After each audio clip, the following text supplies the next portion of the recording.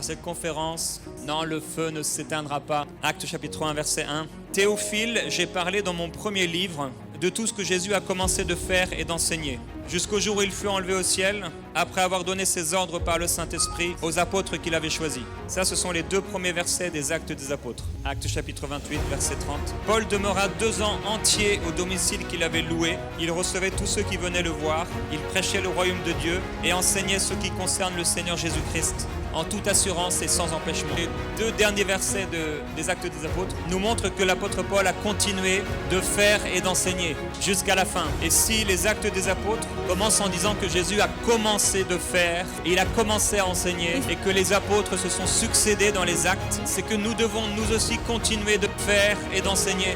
Au verset 4, chapitre 1, Jésus dit, après leur avoir recommandé de ne pas s'éloigner de Jérusalem, il les a encouragés à attendre la promesse du Père, car Jean a baptisé d'eau, mais vous, dans peu de jours, vous serez baptisés du Saint-Esprit. On a beaucoup de gens qui sont baptisés d'eau, mais on a moins de gens qui sont baptisés du Saint-Esprit. Et on a encore moins de gens qui sont baptisés du Saint-Esprit et de feu. Le baptême d'eau, au-delà d'être un symbole qui est vraiment puissant et une obéissance à Dieu, le baptême d'eau ne nous transforme pas. C'est quelque chose qu'on doit faire, mais c'est quelque chose qui ne nous change pas. Par contre, être baptisé du Saint-Esprit, ça nous change. Et ça nous transforme. Mais être baptisé du Saint-Esprit et de feu, ça nous bouleverse. Et quelqu'un qui est baptisé de feu, c'est quelqu'un qui va durer jusqu'au bout. J'ai du mal à croire que quelqu'un a été baptisé de feu et qu'il puisse retomber dans les choses qu'il a délaissées. Quand il est mort, les disciples sont retournés à leurs activités, à leur train-train, à leur vie quotidienne, parce qu'il leur manquait quelque chose. C'est ce que Jésus a appelé la promesse du Père. Il fallait qu'il soit rempli du Saint-Esprit. Mais on n'a pas été baptisé d'eau pour rester là dans la mer. On a été baptisé d'eau pour pouvoir en ressortir avec les fleuves du Saint-Esprit. Et je crois qu'on ne pourra jamais vraiment être heureux de la vraie joie de Dieu sans être et devenir un fleuve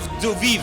On est né pour être une source de bénédiction, de miracles, de guérison, de libération, de choses impossibles à l'homme. On doit être enseigné, on doit être fort, on doit être affermi, on doit devenir solide dans la parole, on doit être fidèle dans tout ce que Dieu nous appelle à faire. Mais tout ceci doit nous amener quelque part. Et Jésus leur a dit, c'est pas à vous de connaître les temps ou les moments que le Père a fixés, mais vous recevrez une puissance, celle du Saint-Esprit, et vous serez mes témoins. Il avait dit le plus important, c'est la dernière parole que Jésus a laissée. C'est la dernière parole que Jésus t'a laissée. Il veut que tu sois une flamme de feu au milieu de ta génération. Il veut que tu reçoives cette puissance du Saint-Esprit pour devenir un témoin. Avant d'être un homme d'affaires, avant d'être une épouse, il nous a donné le Saint-Esprit pour qu'on puisse partager autour de nous l'amour de Christ, la bonne nouvelle de l'Évangile. Il veut qu'on soit une flamme de feu. Il faut que tu sois revêtu. Il faut que tu cherches. Il faut que tu pries. Il faut que tu creuses. Et Dieu appelle l'Église à chercher sa face et à prier pour que cette Église soit remplie du Saint-Esprit. Et Dieu t'appelle à ne pas te laisser distraire par les choses de ce monde, mais à te mettre à genoux et à chercher Dieu. Quand on témoigne de Christ, qu'on commence à vivre. C'est quand on commence à parler de Jésus qu'on commence à goûter à une joie nouvelle. Il a dit il y a peu d'ouvriers et pourtant la moisson elle est grande. Il y a partout dans les immeubles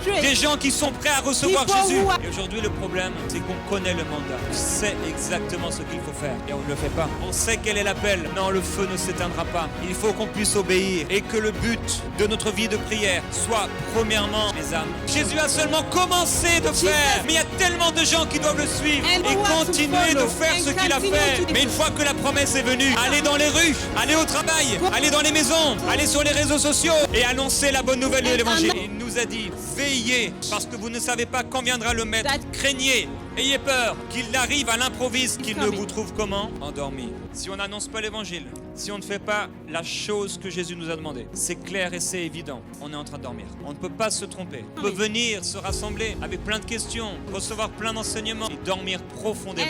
On peut même croître et grandir dans la connaissance de la parole et dormir profondément. On peut chanter les meilleurs chants qui soient, la meilleure louange et dormir profondément. On peut être généreux, faire du bien avec notre argent et dormir profondément. Mon frère, ma soeur, je voudrais te faire cet encouragement. Si tu dors, il faut que tu ailles dans ta chambre et que j'ai un but qui aura une conséquence. Remplis-moi du Saint-Esprit à déborder, afin que je puisse gagner des âmes. Parce que Jésus dit la moisson elle est grande.